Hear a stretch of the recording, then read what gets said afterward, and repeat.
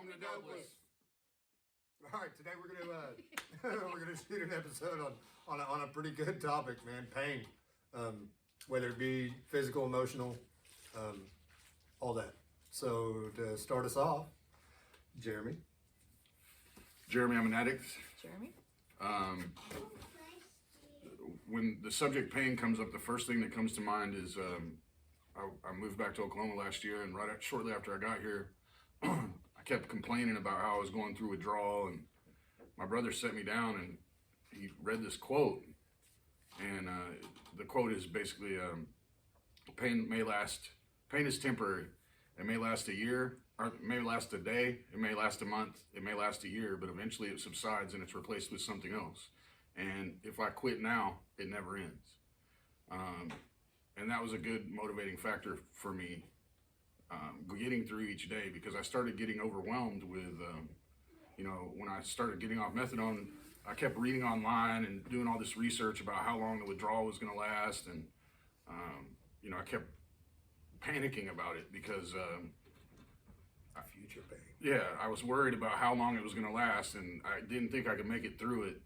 And every time I would read online, it would say, well, it takes a full year before you're completely, your brain completely resets and all these different things. So I'm thinking I'm going to go through full-blown withdrawal for a year. And I did for about 4 months. I, like most addicts, don't deal with pain well. Physical pain I can handle to an extent. Emotional pain I run from. I've done that my entire life. Anytime there's some sort of emotional trauma in my life, I just dive deeper into whatever drug that I'm using at the time. That being said, that's been part of my recovery process, is learning to deal with pain rather than running from it. Just taking a look at it and realizing that it's temporary. That being said, my divorce was a big part of emotional pain. Betrayal and bruised ego, that type of stuff. What are you laughing at? Bitch. And the crazy thing is, I look back on it now as it's a blessing, because it was a catalyst for me to make some changes in my life. But at the time, I didn't think I'd ever get through that pain. I didn't think I would ever feel normal again, whatever normal is. But there's another quote that I've heard too, that when the pain to stay the same is less than the pain to change, that's when you make a change. And that's kind of what happened to me. Was I'd finally hurt enough that the drugs stopped working, and no matter how much I put into my system, that pain was still there. Before, for a long time, it would numb it. I've dealt with some crazy stuff, going through the last year, and rather than running from it, I've just kind of stood up and dealt with it. And there's times I'm not perfect at it. I mean, there's times where I don't deal with it or I avoid it. But I've learned to just sit through the feelings rather than numbing myself or trying to numb myself so I don't have to deal with it. I guess that's really all I have. Thank you. Not long-winded this time. Not long-winded. Thanks, Jeremy. My name's Ronnie. I'm a grateful addict. Pain. Something that's always stuck with me is you have to feel the pain to heal the pain, and I stand strong by that. I've been through quite a bit in my life. I've seen quite a bit in my life, and I've lost quite a bit in my life. And recovery is the only way that I was able to deal with all that. A subject that's really touchy for me. I don't like to talk about it a whole lot because I don't want anyone to take it the wrong way, or I don't want it to get taken out of context. But my happily ever after, he got killed. He got killed right in front of me, and there's nothing I could do about that. And when I lost him, that was a different kind of pain. I had lost my kids after that completely. It was hard. So all I had to love me was the drugs, and the drugs accepted me, and I just got my comfort out of getting high. But when I look at it now, it was just like putting a Band-Aid on your knee and going swimming in the lake, and that Band-Aid's gonna come off, you know. The drugs was my Band-Aid, and once I seen that you needed to get proper care for that wound, you know, it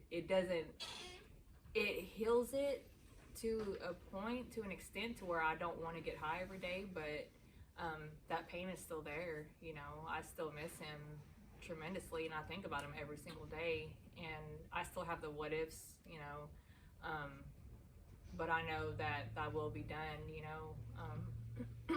I know we're not supposed to question God in any way, but I don't understand, you know. I'm learning how to deal with it. It's a touchy subject, you know. So when they told me that pain was a topic, that was something that come to my heart, was just still trying to deal with his loss, still trying to mourn it, and I'm not quite sure how to do that, but I'm doing it by staying in recovery and staying sober, and just pushing forward and keeping his name, you know, never forgotten, and going by and visiting his headstone and just praying. I don't know.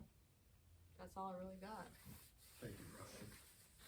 I'm Jason. I'm a grateful drug addict. I'm a heroin addict and an opiate addict, and a lot of that derives from physical pain that it started out with. And once you build up a tolerance to those opiates, after a while, they quit working. And then a lot of my deep-rooted addict behaviors and addictions come from, you know, trauma as a child. And you want to numb that. And what's the best way? You put dope on top of it. That used to be my first response to anything, was to any kind of pain, emotional, you know, physical or anything, was to try to numb it, whether it was with whatever substance I was putting in my body, or with taking it out on people, because misery loves company, and if I'm in a bad mood, then I want everybody else to feel that pain. I used to really enjoy.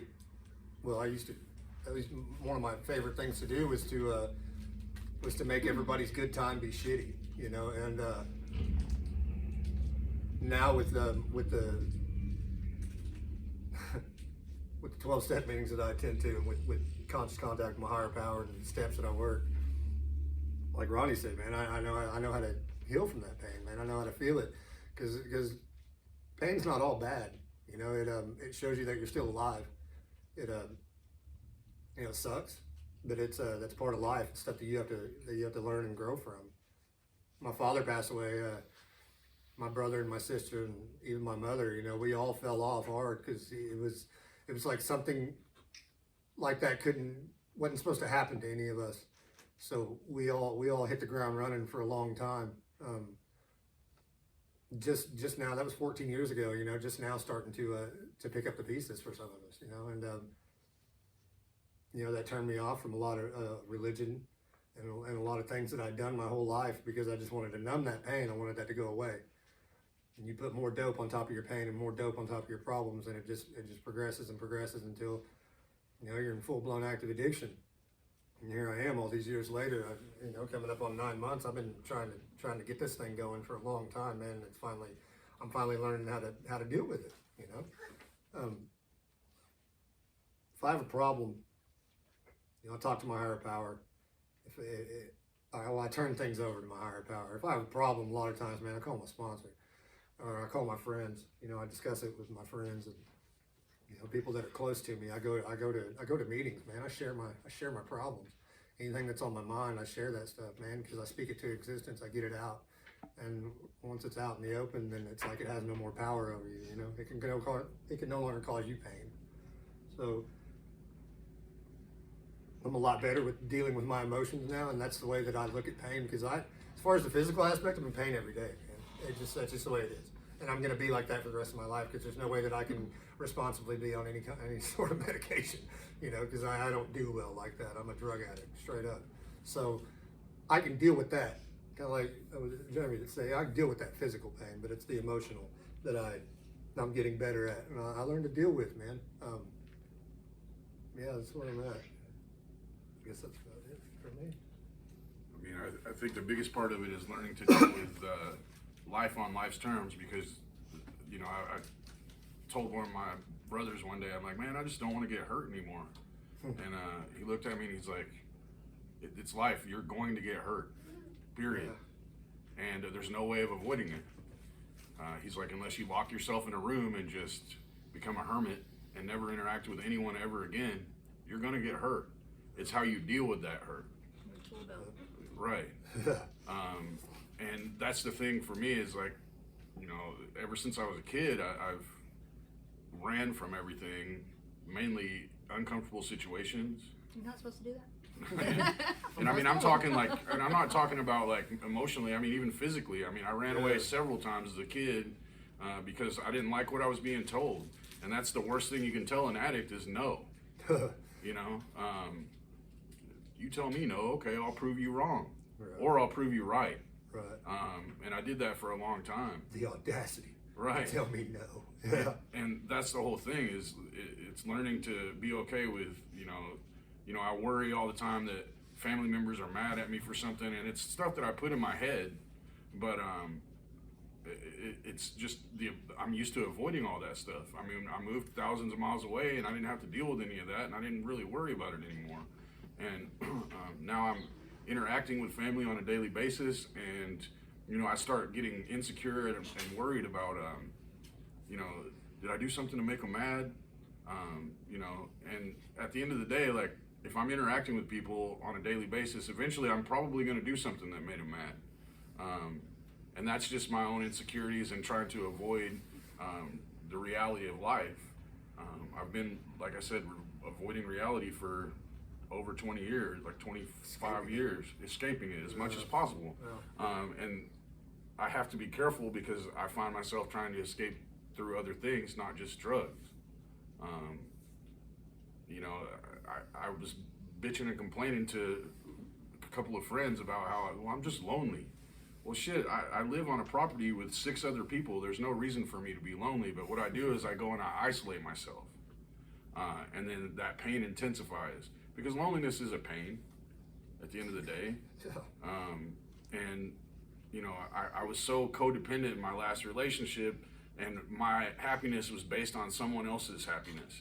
And I'm learning to deal with the fact that it's not based on everybody else's happiness. I have to worry about me and making me happy. God relationships would go on for hours about that. And that's the whole thing, you know, having a relationship with a higher power and knowing that, you know what, I'm going to be okay. No matter what, as long as I don't pick up a drink or start putting chemicals in my body, I'm going to be okay. No matter what. It may not feel like that, but finally I got to a point where I made that decision. Okay, no matter what I go through in life, I'm not going to use to deal with it anymore. I'm not. Go you to know, sleep on it and wake up tomorrow and try again. and that's the whole thing. Like, learning to deal with that. You know, and I can't say I'll never use again.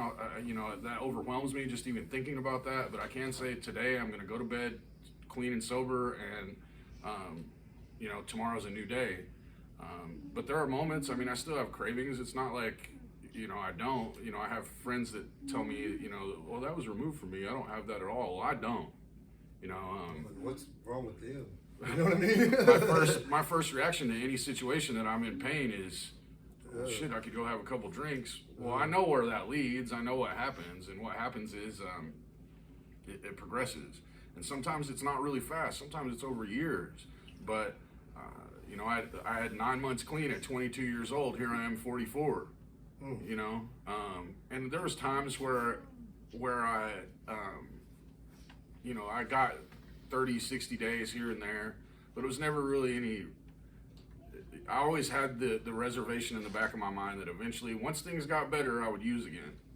Yeah. Once things get better, once I build myself up, once I have a little bit of money in my pocket, then I'll use again, because I don't. Keeping that door propped open. Right. Yeah. Just enough to know that when I can go back to it whenever I want. And now I've finally gotten to a point where I just don't want to do that anymore.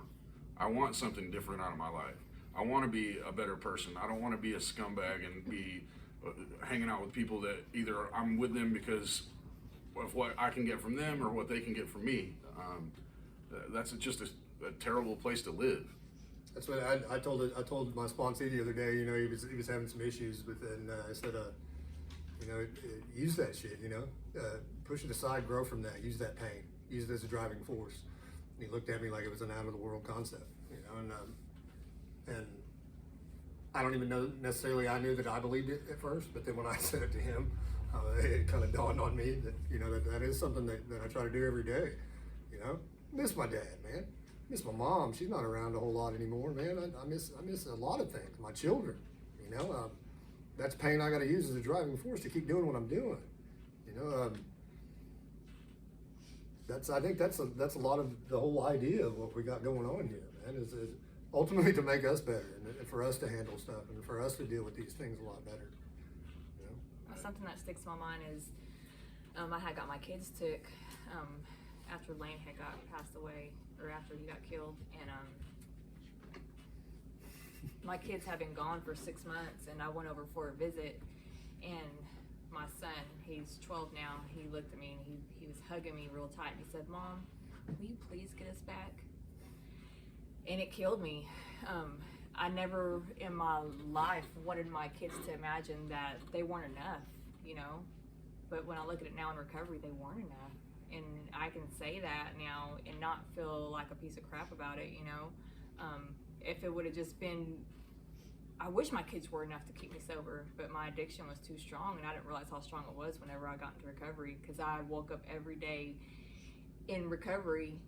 When I went to treatment, my biggest fear was not having a sack in my pocket. That was something I feared. I wasn't worried about what my kids were doing, because I knew my kids were safe. You know, how was I going to get my next fix? How was I going to make me better? Because if I'm not better, the whole day's going to go to shit, and everybody around me is going to be miserable, I promise you, because like Jason said, I'll make sure they're miserable just because I'm miserable. Mm-hmm.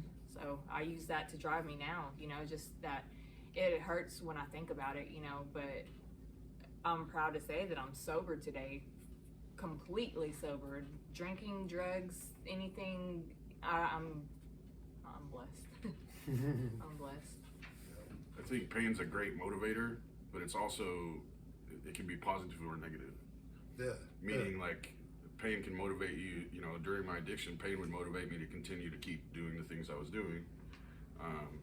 And then now, you know, the meetings that we attend and the way that we live our life and our spiritual aspect of everything and the steps that we follow and our principles, those are guide instructions on how we deal with those emotions.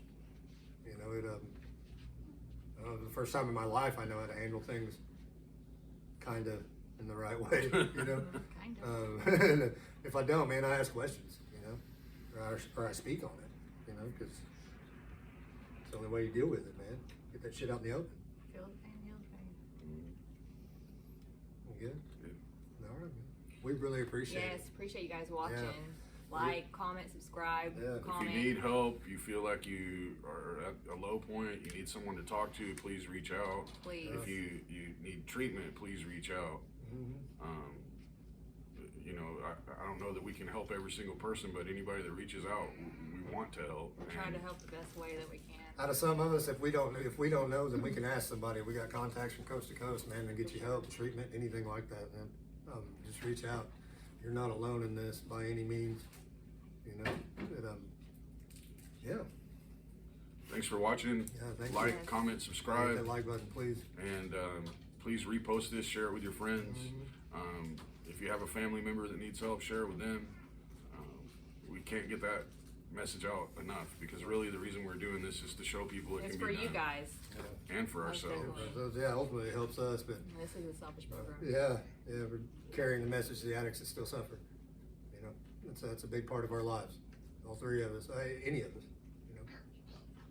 All right, thanks guys. Thank you. Thanks, guys. Palabra. Palabra.